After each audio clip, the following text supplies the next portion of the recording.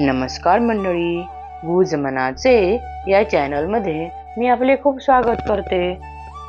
मला सांगा, आपल्या सर्वांनाच पार्वती माता, सीता माता व राधाराणी माहीतच आहे, परंतु या 3 मातांची आई कोण असेल पडतो ना हा प्रश्न. तर चला पाहूया आजच्या व्हिडिओमध्ये याची विस्तृत माहिती. याचा उल्लेख शिवमहापुराण या ग्रंथामध्ये सापडतो. ब्रह्मदेवांचा पुत्र दक्ष याला 60 कन्या होत्या. त्याने काश्यपादी मुनींना त्यांचे विवाह करून दिले. त्यापैकी स्वधा नावाची कन्या होती, ती पितरांना दिली. तिला मेना, धन्या व कलावती अशा 3 कन्या झाल्या. त्या पितरांच्या मानस कन्या होत्या, कारण त्यांचा जन्म मातेच्या गर्भातून झालेला नसून त्या अयोनिसंभव होत्या. तरीही त्या स्वधेच्या कन्या मानल्या जातात. त्यांचे नाम संकीर्तन करणाऱ्याला मनोवांछित फलप्राप्ती होते, असे त्यांचे महात्म्य आहे. चला आपण मूळ कथा पाहूया. एकदा त्या पितृकन्या श्वेतदीपात विष्णूंचे दर्शन घेण्यासाठी गेल्या होत्या. त्यांनी श्रीहरींना वंदन केले, त्यांची स्तुती केली आणि त्यांच्या आज्ञेने तेथे बसल्या. तेथे काही संत मंडळीही उपस्थित होती. योगायोगाने त्या समयी सनकादी सिद्धगणांचे तेथे आगमन झाले. ते माझे मानसपुत्र असून सर्व लोकांना वंदनीय आहेत. त्यांनी श्रीहरींना वंदन केले आणि त्यांच्या सम्मुख बसले. सनकादिक मुनीश्वर आले तेव्हा तेथे असलेले सर्वजण आदरार्थी उठून उभे राहिले, पण त्या 3 बहिणी तशाच बसून राहिल्या. त्यांनी नमस्कार केला नाही, विस्मित होऊन केवळ बघतच राहिल्या. ते पाहून सनकादिकांना राग आला. त्यांनी त्यांना शाप दिला, तुम्ही 3ही मूर्ख आहात. पितरांच्या कन्या असूनही तुम्हाला आचार विचार कळत नाही. आम्हाला पाहून तुम्ही उठून उभ्या राहिला नाहीत आणि नमस्कारही केला नाही. या प्रमादाबद्दल तुम्हाला शिक्षा मिळालीच पाहिजे. तुम्ही स्वर्गातून भूलोकी जाल आणि मानवांच्या स्त्रिया व्हाल. सनत कुमारांचा शाप ऐकून त्या 3 जणी आश्चर्यचकित झाल्या. त्यांनी मुनीश्वरांच्या चरणांवर लोटांगण घातले आणि म्हणाल्या, हे विभो, आम्ही तुम्हाला नमस्कार केला नाही, हा आमचा मूर्खपणाच झाला.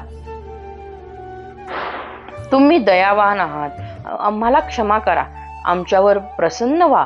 तुम्ही आम्हाला शाप दिलात हे योग्यच झाले, परंतु आम्हाला पुन्हा स्वर्गप्राप्ती होईल असा काहीतरी उपाय सांगा. तेव्हा सनत कुमार म्हणाले, हे पितृकन्यांनो, मी तुमचा शापापासून कसा उद्धार होईल ते सांगतो. हिमालय पर्वत हा विष्णूंचे अंशरूप असून हिमाचा आधार आहे. तुमच्यापैकी सर्वात मोठी मेना ही त्याची पत्नी होईल. हिच्या पोटी पार्वती जन्माला येईल. दुसरी कन्या धन्या ही जनकाची पत्नी होईल. हिच्या पोटी महालक्ष्मी सीतेच्या रूपाने जन्माला येईल. तिसरी कलावती ही द्वापार युगात वृषभान वैश्याची भार्या होईल. हिला राधेची माता होण्याचा गौरव प्राप्त होईल. पार्वतीच्या वरदानाने मेनेला त्याच देहाने कैलासपद मिळेल.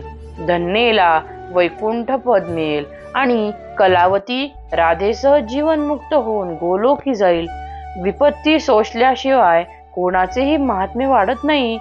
चांगले कर्म करणाऱ्या लोकांना दुःख संपल्यावर दुर्लभ सुख मिळते, म्हणून नेहमी सत्याच्या मार्गाने चालावे. तुम्ही पितृकन्या स्वर्गसुख भोगण्याच्या योग्यतेच्या आहात, पण तुम्हाला आमचा शाप भोगावा लागणार आहे. तुम्ही क्षमायाचना केल्यामुळे आम्ही त्याचा प्रभाव काही प्रमाणात अवश्य कमी करू. भूलोकी अवतीर्ण झाल्यावर तुम्ही मनुष्याप्रमाणे व्यवहार कराल. विवाहानंतर तुम्हाला संतती होईल. तुमच्या कन्यांना सुयोग्य वर मिळतील. कौटुंबिक जबाबदाऱ्या तुम्ही योग्य रीतीने पार पाडाल. त्यानंतर विष्णूंच्या दर्शनाने तुमचा कर्मक्षय होईल, तुमचे कल्याण होईल. मेनेची कन्या पार्वती ही दुस्सर तप करून शंकरांची प्रिया होईल. धन्येची कन्या सीता ही प्रभू रामचंद्रांची पत्नी होईल आणि लोकोचाराचा आश्रय घेऊन त्यांच्या समवेत राहील. कलावतीची कन्या राधा ही कृष्णाची सखी होईल. नारदा अशा प्रकारे उशापाच्या निमित्ताने पितृकन्यांना दुर्लभ वरदानाने देऊन सनत कुमार आपल्या बंधूंसह अंतर्धान पावले. या कथेचा उल्लेख शिवमहापुराणात आपल्याला पाहावयाला मिळतो. तर कशी वाटली ही कथा? नीट लक्ष देऊन ऐका, म्हणजे आपल्याला माहीत नसणाऱ्या ज्या काही गोष्टी आहेत त्या ह्या कथेमार्फत आपल्याला समजतील आणि आपल्या मुलांनाही आपण अशा गोष्टी सांगून त्यांच्या ज्ञानात आपण भर टाकूया. आपल्या गुज मनाचे या चॅनलला नक्की लाईक, शेअर आणि सबस्क्राईब करा. धन्यवाद. आनंदी रहा.